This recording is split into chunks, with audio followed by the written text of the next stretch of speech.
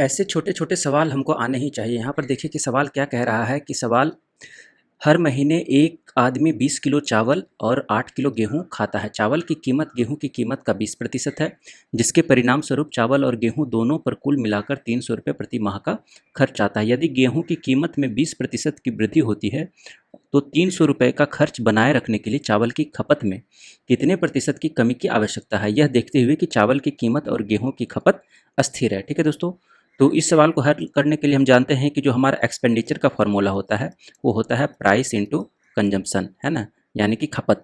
जो प्राइस है रुपये पर केजी और जो खपत है केजी में। ठीक है, ये टोटल एक्सपेंडिचर यानी कि टोटल खर्च होता है। तो यहाँ पर राइस के केस में देखेंगे, है ना, और व्हीट के केस में देखेंगे कि इसका प्राइस और ये कंजप्शन कितना है। ठीक है, और ये हमारा टोटल खर्च बनाएगा टोटल, है ना। तो कंजप्शन है राइस का 20 केजी, ठीक है, और कंजप्शन है गेहूं का 8 केजी।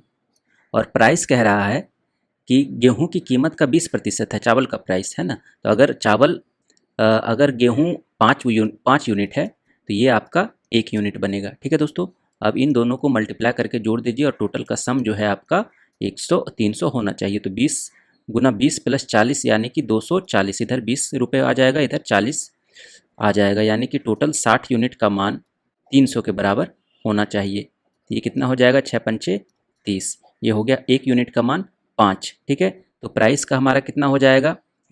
यहाँ पर देखिए कि चावल की कीमत और गेहूं की खपत स्थिर है।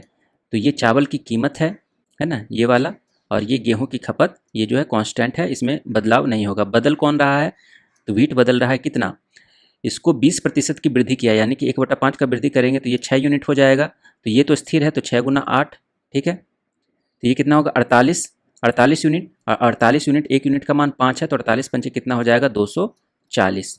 टोटल आ गया 240।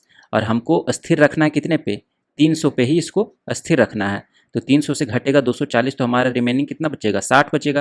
ठीक है, अब 60 में ये वाला चीज राइस का जो प्राइस है वो कांस्टेंट है। ठीक है, कांस्टेंट है यानी कि ये बदलेगा नहीं। हमको बदलना कौन सा है, कंजम्पशन। इसका कंजम्पशन का मान हमको निकालना है। ठीक है, तो इसको मान लेते हैं x केजी। ठीक है, तो ये हो गया 1 गुना x और गुना आपका 5 यूनिट। ठीक है, तो ये हो गया x बराबर 12 पंचे 60 यानी कि 12 केजी।